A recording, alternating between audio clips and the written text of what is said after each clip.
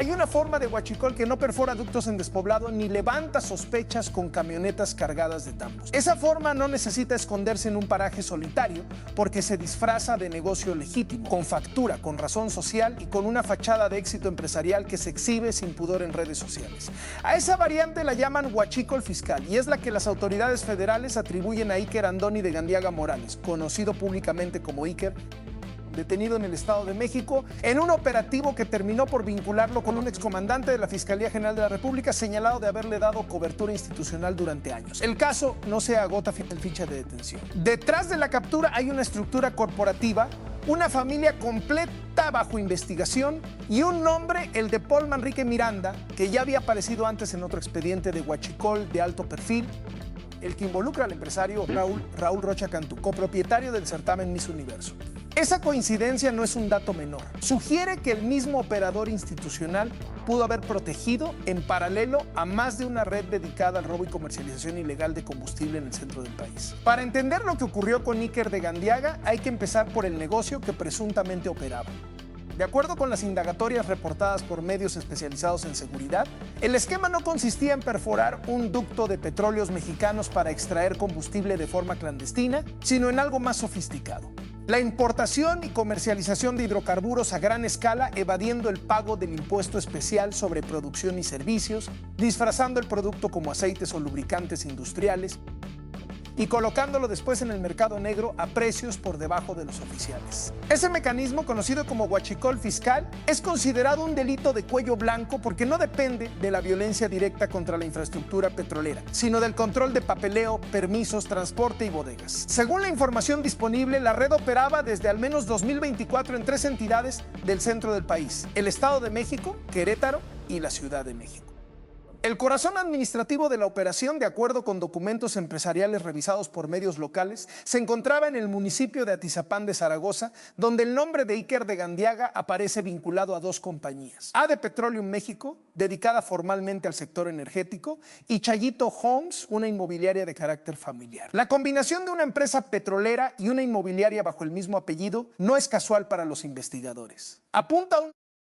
entramado en el que el dinero generado por el combustible ilegal se habría canalizado también hacia bienes raíces, otra vía clásica para dar apariencia de legalidad a recursos de procedencia ilícita. La detención de Iker de Gandiaga no ocurre en el vacío territorial. Apenas un día antes de su captura, la misma Fiscalía General de la República, en coordinación con la Secretaría de Seguridad y Protección Ciudadana, la Secretaría de Marina, el Centro Nacional de Inteligencia y Pemex Logística,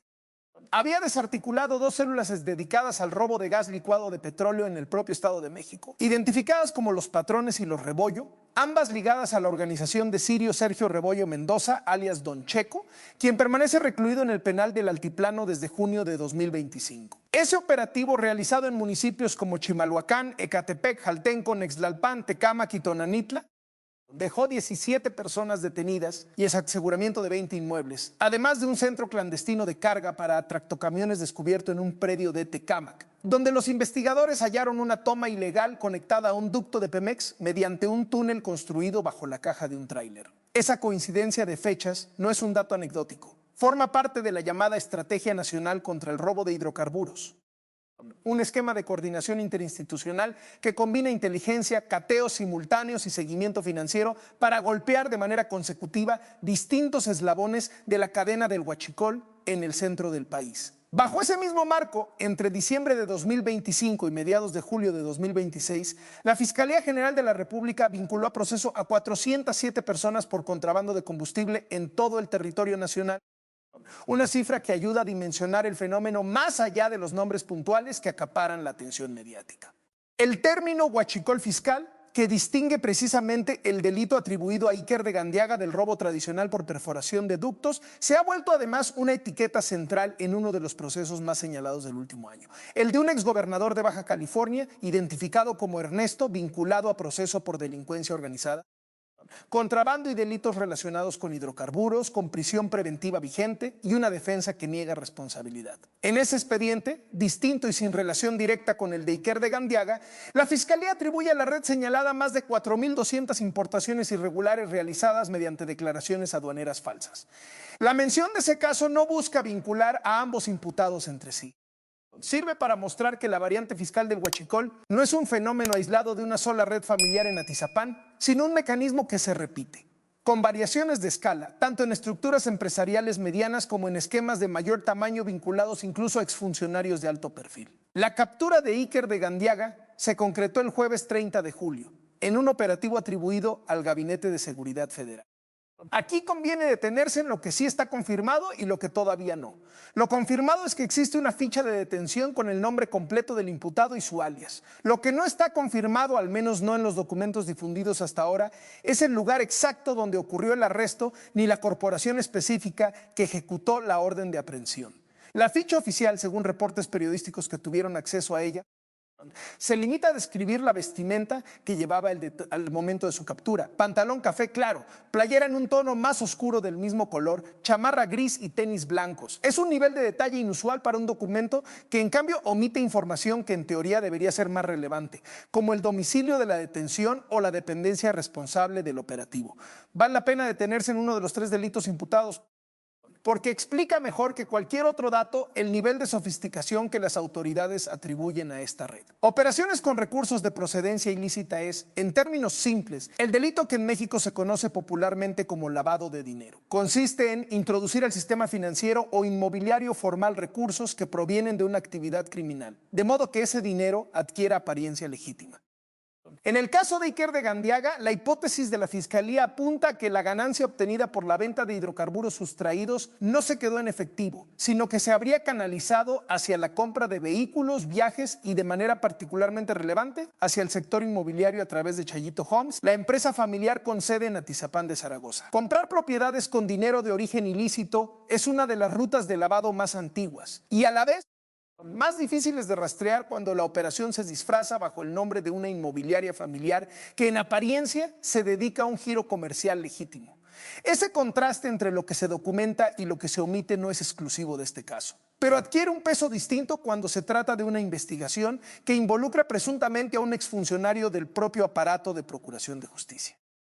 Mientras la ficha guarda silencio sobre buena parte de la logística operativa, la Fiscalía General de la República sí confirmó, a través de una publicación oficial citada por el periodista especializado en Nota Roja Carlos Jiménez, conocido como C4 Jiménez, que a Iker de Gandiaga se le imputan 3 delitos: delincuencia organizada, operaciones con recursos de procedencia ilícita y robo de hidrocarburos, conocido coloquialmente como huachicoleo.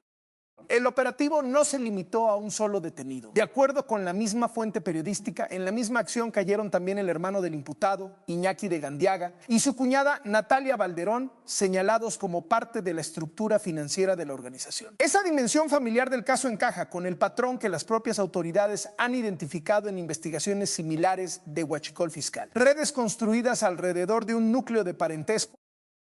donde distintos integrantes de una misma familia asumen funciones separadas, ya sea la administración de empresas, el manejo de cuentas o la representación legal de los activos. Antes de que existiera una detención, existió un litigio. Meses atrás, cuando el periodista Carlos Jiménez comenzó a exhibir en sus espacios informativos imágenes de Iker de Gandiaga en yates, viajes a Europa y vehículos de gama alta, entre ellos una camioneta Mercedes-Benz de color rosa que llamó la atención pública, el hoy detenido respondió con una denuncia penal contra el comunicador por presunta difamación. La lógica de esa denuncia era simple. Si el periodista lo señalaba de operar una red de huachicol sin que existiera todavía una causa penal formal, entonces el señalamiento dañaba su reputación. La detención posterior con cargos formales de la propia Fiscalía General de la República deja ese argumento en un terreno mucho más débil, aunque conviene subrayar que la resolución final de esa denuncia por difamación no forma parte de los documentos disponibles públicamente hasta este momento. Hay otro elemento familiar que merece explicarse con cuidado sin convertirlo en una acusación que las fuentes no sostienen. La madre del detenido, identificada en reportes periodísticos como María del Rosario Mendoza Gómez, había presentado previamente denuncias por violencia de género contra periodistas que cubrían las actividades de su familia, en un intento, según esas mismas coberturas, de frenar la difusión mediática del caso. Esa misma persona ya había enfrentado un proceso judicial años atrás. En 2017, autoridades del Estado de México le ejecutaron una orden de aprehensión por fraude, causa por la cual permaneció privada de la libertad. Ninguno de estos antecedentes prueba por sí mismo participación en la red de huachicol que ahora se investiga contra su hijo, pero sí forma parte del contexto familiar que las autoridades tienen sobre la mesa al construir el expediente. Ahora bien, el elemento que distingue este caso de una simple detención por robo de combustible es la figura de Paul Manrique Miranda. De acuerdo con múltiples fuentes periodísticas, este hombre se desempeñó como comandante dentro de la Fiscalía General de la República, específicamente en el área especializada en el combate al robo de hidrocarburos. Es decir, ocupaba un puesto diseñado precisamente para perseguir el tipo de delito que, según las investigaciones, terminó protegiendo. Las versiones coinciden en un punto central. Manrique Miranda habría instruido a elementos de seguridad para que no intervinieran durante la extracción y el traslado del combustible sustraído, lo que en la práctica garantizaba que los autotanques de la red pudieran circular sin obstáculos por la región central del país. Ese señalamiento por sí solo ya sería suficiente para explicar por qué el título de este caso apunta directamente a la protección institucional. Pero hay un dato adicional que ninguna de las coberturas centradas exclusivamente en la detención de Iker de Gandiaga profundiza lo suficiente y que resulta indispensable para entender el patrón completo. El nombre de Paul Manrique Miranda no aparece por primera vez en este tipo de expedientes. Meses antes de esta detención, ese mismo nombre ya figuraba en la causa penal que la Fiscalía General de la República integró contra Raúl Rocha Cantú, el empresario regiomontano copropietario del 50% del certamen Miss Universo, investigado por delincuencia organizada, tráfico de armas y una red de huachicol con presencia en México y Guatemala. De acuerdo con esa causa penal, identificada con el número 495 del año 2025, Manrique Miranda se habría integrado a la organización de Rocha Cantú desde el 23 de diciembre de 2024, cuando todavía se desempeñaba como comandante activo dentro de la Fiscalía General de la República. Dentro de ese expediente, a Manrique Miranda se le identifica con el apodo de comandante y se le atribuye la función de filtrar información oficial para alertar a la organización sobre posibles cateos o investigaciones en marcha. Un informe elaborado por la Coordinación Nacional Antisecuestro, fechado el 10 de febrero de 2025, documenta conversaciones intervenidas en las que se mencionan pagos de hasta 1.800.000 pesos a cambio de esa protección. El expediente de Rocha Cantú no se agota en la figura de Manrique Miranda. Ese mismo caso describe también la participación de un agente del Ministerio Público adscrita a la Fiscalía Especializada en Investigación de Delitos en materia de hidrocarburos, identificada como Mari Carmen Ramírez Rodríguez y señalada con el apodo de la fiscal, acusada de vender información reservada sobre líneas de investigación a cambio de pagos que, según la causa penal, habrían alcanzado los 2 millones de pesos. La operación de filtración, de acuerdo con ese expediente, involucraba además a un intermediario identificado como Jacobo Reyes León, encargado de organizar reuniones, entregar los pagos y solicitar copias de expedientes en oficinas, vehículos particulares y restaurantes de la zona de Polanco, en la Ciudad de México. Ese patrón, aunque corresponde a un caso judicial distinto al de Iker de Gandiaga, ilustra el tipo de infiltración que las propias autoridades federales han detectado dentro de sus áreas especializadas en el combate al robo de combustible y ayuda a explicar por qué el señalamiento contra Manrique Miranda, en el caso que hoy nos ocupa, no puede leerse como un hecho aislado, sino como parte de un patrón de vulnerabilidad institucional que ya había sido documentado en un expediente paralelo antes de que existiera una sola detención relacionada con Iker de Gandiaga. La coincidencia entre ambos expedientes no significa automáticamente que se trate de la misma red o del mismo esquema de corrupción, y este guión no puede afirmar eso sin caer en una especulación que las fuentes disponibles no respaldan. Lo que sí puede afirmarse, porque está documentado en ambos casos por separado, es que un mismo excomandante especializado en el combate al robo de hidrocarburos aparece señalado, en 2 investigaciones distintas y con meses de diferencia, de haber ofrecido protección a organizaciones dedicadas exactamente al delito que su cargo le exigía perseguir. Esa repetición plantea una pregunta que trasciende el caso individual de Iker de Gandiaga. ¿Qué tan extendida estaba la capacidad de este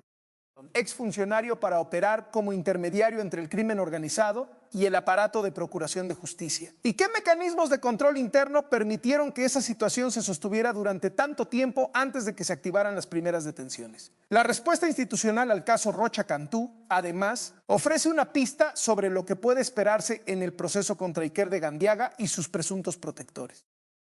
En diciembre de 2025, un juez de distrito especializado en el sistema penal acusatorio, con sede en el Centro de Justicia Penal Federal de Querétaro, negó a la Fiscalía General de la República la orden de aprehensión que solicitaba contra 4 personas señaladas como integrantes de la red de Rocha Cantú, entre ellas relacionadas con el propio Manrique Miranda. El juez consideró que los datos de prueba aportados por la Fiscalía pese a incluir audios,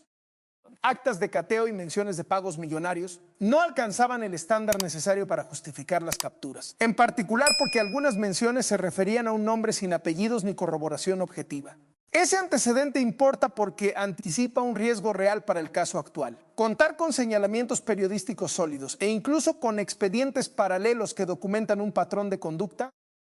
no garantiza automáticamente que un juez conceda las órdenes de aprehensión necesarias para llevar a juicio a los presuntos responsables de la protección institucional. La diferencia entre una acusación mediática y una sentencia condenatoria puede ser precisamente la solidez de las pruebas que la Fiscalía logre presentar ante un tribunal. Y esa es la etapa procesal en la que se encuentra ahora buena parte de este expediente. Conviene además distinguir con precisión los distintos niveles de certeza que conviven en este caso, porque no todos los datos disponibles tienen el mismo respaldo. Lo que está confirmado de manera oficial es la detención de Iker de Gandiaga Morales y los 3 delitos que la Fiscalía General de la República le imputa formalmente: delincuencia organizada, operaciones con recursos de procedencia ilícita y robo de hidrocarburos. Lo que proviene de reportes periodísticos, principalmente del trabajo de Carlos Jiménez, es la identificación del imputado con el negocio de huachicol fiscal, la existencia de las empresas AD Petróleo en México y Chayito Homes, y la detención simultánea de su hermano y su cuñada, lo que constituye una versión atribuida a fuentes cercanas a la investigación, sin confirmación oficial explícita hasta el cierre de este guión.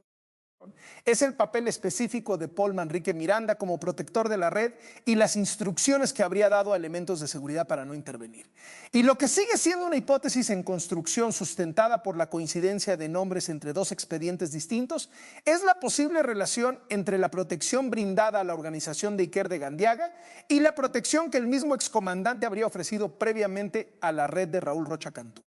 Esta distinción no es un ejercicio académico. Importa porque la Fiscalía General de la República, hasta la publicación de este guión, no ha emitido un comunicado oficial que desglose con precisión los cargos, el lugar de la detención, la corporación responsable del operativo, ni la situación jurídica específica de Manrique Miranda en relación con el caso de Iker de Gandiaga. Esa ausencia de un pronunciamiento institucional formal deja al público dependiendo casi por completo de fuentes periodísticas para reconstruir un caso que, por su naturaleza, involucra directamente a la propia institución encargada de investigarlo. El principio de presunción de inocencia aplica para todos los señalados en este expediente mientras no exista una sentencia condenatoria firme. Eso incluye a Iker de Gandiaga, a su hermano, a su cuñada y también a Paul Manrique Miranda, cuya situación jurídica actual no ha sido precisada en los documentos disponibles. Que un nombre aparezca de manera recurrente en investigaciones de huachicol no equivale a una condena, y este guión no puede tratarlo como tal, aun cuando la coincidencia entre ambos expedientes resulte, por decirlo menos, difícil de ignorar para cualquier análisis serio sobre corrupción institucional en el combate al robo de combustible. Hay además una dimensión que suele quedar fuera de la cobertura centrada en el estilo de vida del detenido. El huachicol fiscal no solo representa un pérdida económica para Petróleos Mexicanos por el combustible sustraído directamente de sus ductos, sino también una fuga de recursos para el erario a través de los impuestos que la red habría evadido al disfrazar el hidrocarburo como aceites o lubricantes. Esa doble afectación a la empresa productiva del Estado y a la recaudación fiscal es la que explica por qué la Fiscalía General de la República ha convertido esta variante del delito en un objetivo prioritario dentro de su estrategia nacional, y por qué casos como el de Iker de Gandiaga, aunque involucren montos y estructuras menores a los de otros expedientes de mayor escala, forman parte de un mismo esfuerzo por cerrar los mecanismos que permiten que el combustible ilegal compita con el que se vende en el mercado formal. Lo que sí puede señalarse con claridad son las preguntas que este caso deja abiertas para las siguientes semanas. La primera es procesal.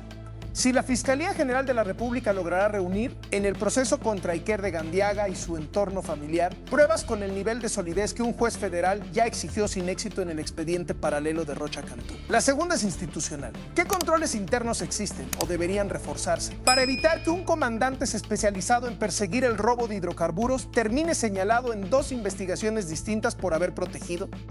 precisamente ese delito? Y la tercera es territorial. ¿Qué tan extendida está la práctica del huachicol fiscal, con empresas, fachada y respaldo documental aparente en un corredor que abarca el Estado de México, Querétaro y la Ciudad de México, y que hasta ahora ha producido más detenciones de operadores visibles que sentencias contra quienes desde dentro del aparato de justicia habrían permitido que esas operaciones se sostuvieran durante años? Para quien no está familiarizado con el proceso penal acusatorio, conviene explicar qué significa, en la práctica, que un imputado se encuentre en traslado para determinar su situación jurídica. Esa etapa corresponde a la audiencia inicial en la que un juez de control revisa si la detención se ajustó a los requisitos legales, escucha la imputación formal que presenta el Ministerio Público y decide si existen elementos suficientes para vincular al detenido a proceso. A partir de ese momento corre un plazo constitucional que puede ampliarse a solicitud de la defensa, durante el cual la Fiscalía debe reforzar su carpeta de investigación con pruebas que sostengan cada uno de los delitos imputados. Es en esa etapa, y no antes, donde se resuelve si Iker de Gandiaga, su hermano y su cuñada permanecerán en prisión preventiva mientras dura el proceso o si enfrentarán la investigación en libertad. Y es también en esa etapa donde eventualmente podría definirse si existen elementos para llamar a declarar en carácter de testigo o de imputado a Paul Manrique Miranda. Por ahora, el expediente de Iker de Gandiaga avanza hacia esa etapa inicial en la que un juez deberá determinar su situación jurídica formal. Lo que ocurra con esa audiencia y con la posible vinculación a proceso de su hermano y su cuñada marcará el siguiente punto de referencia para saber si este caso logra ir más allá de las imágenes de lujo que circularon en redes sociales y llega hasta la estructura de protección institucional que, según múltiples fuentes coincidentes, hizo posible que esa red operara durante tanto tiempo sin ser detenida.